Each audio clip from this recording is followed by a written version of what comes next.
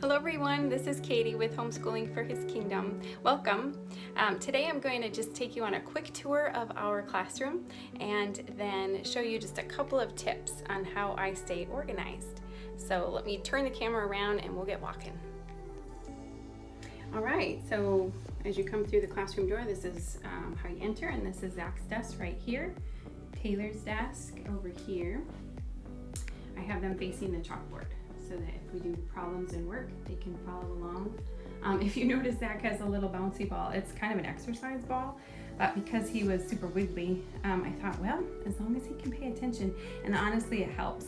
He just kind of bounces sometimes as he does math or language. Somehow it seems to keep his focus better. So, and that's the flag for the pledge. I do have maps up, which helps when we're in history, and then of course the solar system. This is where I sit. This is my big desk right here, printer, and then I have Julia sit right next to me. It's a little bit easier for us to work, as I can sit right next to her and see like how she's doing with penmanship, things like that. So let's see, and then in here is all my supplies, which I'm going to show you in a little bit. Some crafts and things up above. But yep, it's kind of small, but we are super thankful to have the room. I've homeschooled in dining room table, kitchen, the van, bedroom. Overall, I really enjoy, I have the alphabet up there too, just kind of wanted to show you. I really enjoy having a room to homeschool. That's my favorite. But I did want to let you know, if you only have a kitchen table, or if you only have a couch, or wherever you're homeschooling, just keep going if that's where it's working for you guys. For me personally, I like to have everything in the same room if possible, but everybody's situation is different. So we love the Lord very much. So we pray a lot to Him for wisdom and guidance. So wherever you're homeschooling, wherever you feel led, whatever works. I was talking to a mom just the other day. She said they were doing basketball, like outside, as her son was shooting hoops, she was doing like the 8s table or the 7s table in math. So, and he was just rattling them off. So whatever works. But I just wanted to show you our room really quickly. Next, I want to show you kind of how I stay organized. Just a couple quick tips that have helped me, and they might also help you. First of all, I wanted to show you a quick school checklist. This seems to help Zach the most. Basically what it is all of our subjects. So I put devotions, speaking in tongues on the beginning, like in your private morning time with the Lord. Then if we're going to do Bible or music together, then math, language, reading, writing, typing, science, history, piano practice, and things like that. So we certainly don't do all of this every day, but this kind of lets Zach especially know where he's at, so he can look and check off, okay, we've done math, we've done, spelling and reading, so I have language left, right, Mom? And book report, right? Because he can see it on the list. And I'll say yes or no, or we're also going to do typing today or whatever. So if that, it doesn't seem to help Taylor as much, but if that helps you, if you want to put all your subjects on a list, and I just print multiple ones at the same time, if that helps you, that's helped Zach quite a bit over the years. Another thing that I do that I've used for years, and it seems to be really helpful, is I buy folders like this. So this folder is the skinny ones. This one's for Julia. So I put their name on it, Julia Lopez, and I put the grade they're in. So kindergarten, and this is for March, and I put the year. And so then whatever work she does that day, or during the month of March, I will staple her work, and then I will just put it in. And I'll just keep piling it up for the month of March. And when we move to April, I'll get her another one and put April on there. I have the same thing for Taylor and for Zach. So he has red. So they have the same color.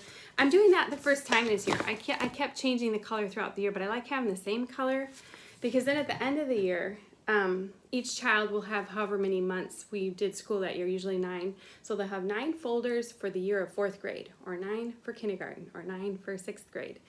And whenever I'm done, I don't know if you can, I'll take the camera in a second and show you, but I basically stack them up so that at the end of the year there'll be a pretty thick stack, and then I move it out to a tote in the garage. So that's how I keep their annual work on their annual like school day work.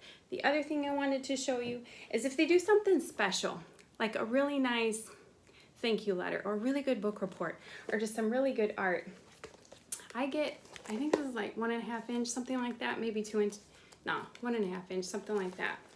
Daring binder, or binder with a, where you can, you know, open it up like that. And I get the sleeves, and I keep, like, for instance, she's my artist, so hers is probably the thickest. You know, and you just pop little things in there. And then at the end of 4th grade, she's gonna have this full, I've done it for, I think, every grade. They'll just have this whole binder work of book reports. I don't know if you can see some of this stuff. Thank you notes. Thanksgiving. I try to keep it chronological. So probably Christmas next. And we do like the Jewish festivals too. So, you know, we might have some stuff in there for Rosh Hashanah or Hanukkah. So, yep, here's Hanukkah. So anyway, I really like doing that too, because it kind of showcases maybe their better work that year, or the really good, like, highlights of the year. So I have a binder like this for each kiddo too that I do annually. So at the end of the year, I'll have a bunch of these and 3 of these, or however many children you have. And then it goes in the tote in the garage. And so if anyone was like, well, what did you teach back in 6th grade for so-and-so? You can just look up the year and look up the tote. That works for me. So I just wanted to show you that. But the other thing I want to show you is these roller totes. So let me grab the camera again. Hang on. Okay. So here's what I'm talking about with my roller totes. So these used to have rollers. They don't now, but I think they come with wheels if you want them to. But basically, this is where I keep Julia's work. This is where I keep Taylor's work. So she has a tote, answer keys, daily material, and then this is where I keep Zach's material. So basically what I'm trying to show you is I have a tote for each kiddo, and that seems to be super helpful, and it's all within my reach. And then they sell smaller totes too for supplies. You can put little supplies in there. And then I have another tote back here with more supplies that I can easily reach. One I think broke over the years, so I just kept the shelf of it, and this is where I keep the files and notebooks and things like that, just sticking up like that. And then if you can find something like this has been super helpful, where you just easily, so this is, you slide stuff in. So like this is where I keep, this is probably from like September to February of their daily work. But you can easily put other things, bingo, puzzles, things like that. Or other projects that you're working on, or books. We put books in some of them too.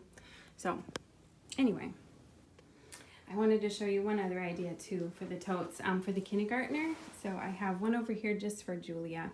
So, or you could use it for preschool too. So they can get construction paper, Play-Doh, music toys, things like that. So they don't always have to be used for, you know, material. They can be used for some fun things too. I hope I haven't gotten you dizzy with all that moving around, but I hope the thoughts or ideas on organization have helped, and I hope you enjoyed the quick tour. Have a great week, you guys, and I will talk to you later. God bless you.